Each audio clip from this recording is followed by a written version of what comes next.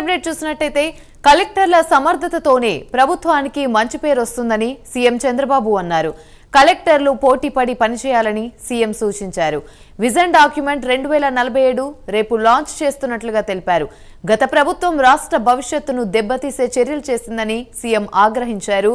పోర్టులు భూముల కబ్జా చేశారని, రూట్స్ నుంచి రేషన్ మాఫియాను కట్టడి చేయాలని కలెక్టర్లకు సీఎం సూచించారు. రెవెన్యూ సమస్యలు, ప్రజల నుంచి వచ్చే వినతులు వెంటనే పరిష్కరించాలని ఆదేశించారు.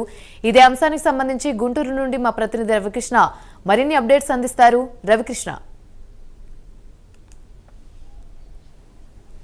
గాయత్రి, ఏదైతే ఎన్డీఏ కూటమి అధికారంలోకి వచ్చిన తర్వాత 6 నెలలు పూర్తయిన సందర్భంగా కూడా ఇక్కడ కలెక్టర్లతో మీటింగ్ అనేది జరిగింది. కలెక్టర్ల మీటింగ్ సచివాలయంలో జరిగినటువంటి నేపథ్యం మొత్తానికి 6 నెలలుగా ప్రభుత్వం సాధించినటువంటి ప్రగతి ఏ విధంగా ఉన్నది, ఏ విధంగా ముందుకు పోతున్నది అనే అంశాన్ని తెలియజేసే విధంగా కూడా ఈ కలెక్టర్ల సమావేశంలో సీఎం చంద్రబాబు నాయుడు మాట్లాడటం అనేది జరిగింది. ప్రధానంగా కూడా గత ప్రభుత్వం ఏదైతే వైసీపీ ఉందో, వైసీపీ పాలనలో మాత్రం పూర్తిగా కూడా ఆర్థికంగా ఇబ్బందులకు గురవటం కాకుండా ఆర్థిక విధ్వంసం జరిగింది. అదేవిధంగా కూడా ఒక చెడ్డ పేరు అనేది రాష్ట్రానికి వచ్చింది. కానీ తమ ప్రభుత్వం వచ్చిన తర్వాత ఈ ఆర్థిక ఏదైతే ఇబ్బందికరమైన పరిస్థితులు ఉన్నాయో వాటినన్నింటినీ కూడా ముందుకు పోవడానికి, వాటినన్నింటినీ కూడా జయించుకొని ముందుకు పోవడానికి తగిన ఏర్పాట్లతో ముందుకు వెళ్తున్నామని కూడా ఆయన తెలియజేసిన పరిస్థితి ఉంది. గత ప్రభుత్వం కనుక చూసుకున్నట్లయితే 10.5 లక్షల కోట్ల రూపాయలు అప్పులు చేసింది. అదేవిధంగా కూడా 1.5 లక్షల కోట్ల రూపాయలు ఎవరైతే దీనికి సంబంధించినటువంటి చెల్లింపులు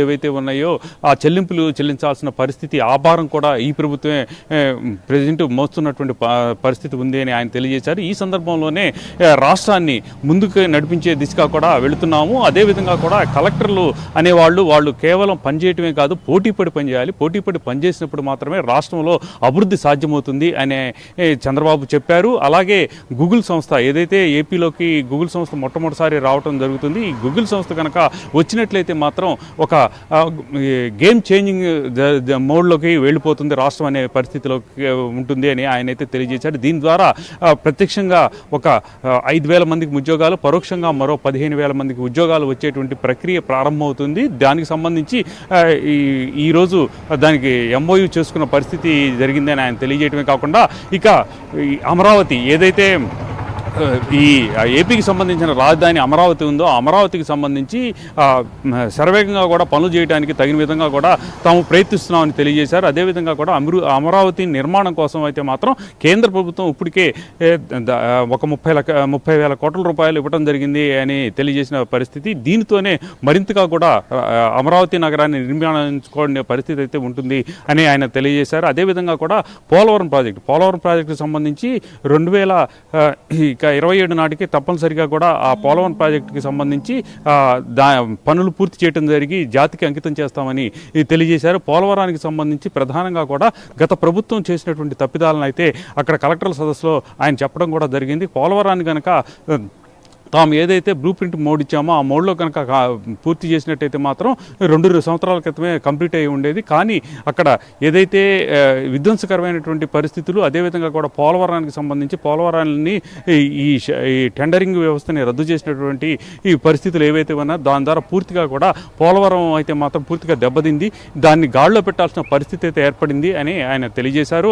అలాగే దగ్గర ఒక 4,000 కోట్ల రూపాయలతో అక్కడ అభివృద్ధి పనులు చేసేందుకు రాష్ట్రంలో అభివృద్ధి పనులు చేసే విధంగా కూడా వెళ్తున్నట్టుగా కూడా తెలియజేశారు. ఇక జనవరి ఏదైతే ఈ సంక్రాంతి నాటికి ఈ కంపల్సరిగా కూడా అంటే జనవరి 15 లోపు మాత్రం రాష్ట్రంలో ఉన్నటువంటి ఏదైతే గుంటల రోడ్లు లేనటువంటి నాణ్యతతో కూడినటువంటి రోడ్లు అయితే నిర్మించే పరిస్థితి అయితే ఉంటుందని ఆయన తెలియజేసిన పరిస్థితి అయితే కనపడింది. ప్రధానంగా కూడా ఇక్కడ మనం రాష్ట్రానికి సంబంధించిన అంశాలు కనుక చూసుకున్నట్లయితే మాత్రం కేంద్రం ఎంతో సహకరిస్తున్న నేపథ్యంలోనే తాము కలిసి ముందుకు వెళుతున్నామని చెప్పి ఆయన అయితే తెలియజేయడం జరిగింది. ప్రధానంగా కూడా ఈ కలెక్టర్లకు సంబంధించిన వివిధ అంశాల మీద మాట్లాడటం కూడా జరిగింది. ప్రధానంగా ఏదైతే ఇక రాష్ట్రంలో కనుక చూసుకున్నట్లయితే గత ప్రభుత్వానికి సంబంధించి ఈ ఆనవాళ్ళు అయితే మాత్రం ఇంకా చెరిగిపోలేదు అని తెలియజేశారు. ప్రధానంగా కూడా ఏదైతే రేషన్ మాఫియా ఉందో ఈ రేషన్ మాఫియాని కనుక చూసుకున్నట్లయితే మాత్రం రేషన్ మాఫియా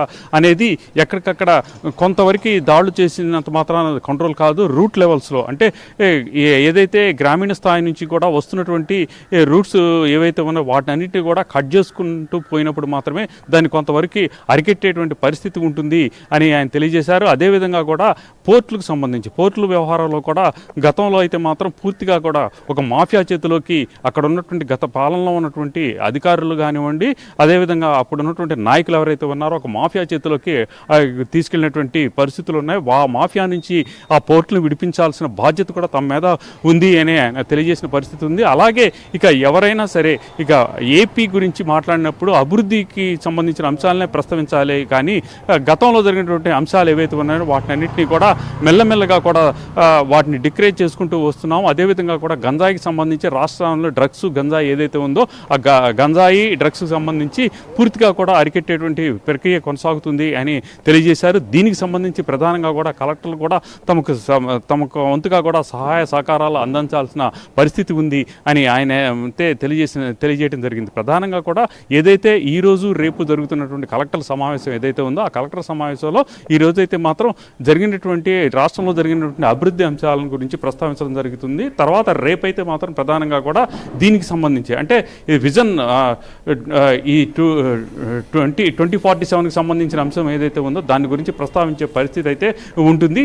దీని ద్వారా ఏంటంటే రాష్ట్రాన్ని ఒక నిబద్ధతతో ముందుకు తీసుకెళ్తమే కాకుండా రాష్ట్రాన్ని ఏ రాష్ట్రానికి కూడా తీసిపోని విధంగా ముఖ్యంగా కూడా అభివృద్ధి చెందుతున్న రాష్ట్రాలు ఏవైతే ఉన్నాయో ఆ రాష్ట్రాలు అన్నింటినీ కూడా క్రాస్ చేసుకొని ముందుకు వెళ్లే దిశగా అంటే ఈ 2047కి కంపల్సరీగా కూడా రాష్ట్రాన్ని దేశంలో ఉన్నటువంటి అన్ని రాష్ట్రాల్లో కన్నా కూడా ప్రధానమైనదిగా ఏర్పాటు చేసేందుకు అనేక రకాలుగా కూడా చర్యలు చేపట్టడం జరుగుతుంది అని తెలియజేశారు. ప్రధానంగా కూడా సెల్ఫ్ ఫైనాన్సింగ్ సిస్టమ్ ద్వారానే రాష్ట్రాన్ని అభివృద్ధి చేసే దిశగా ముందుకు వెళ్తున్నాం. దీనికి తగినంతగా కూడా కేంద్ర ప్రభుత్వం సహాయ సహకారాలు అందిస్తుంది అని ఆయనైతే సీఎం అయితే చెప్పిన పరిస్థితి అయితే కనపడింది. Right, thank you.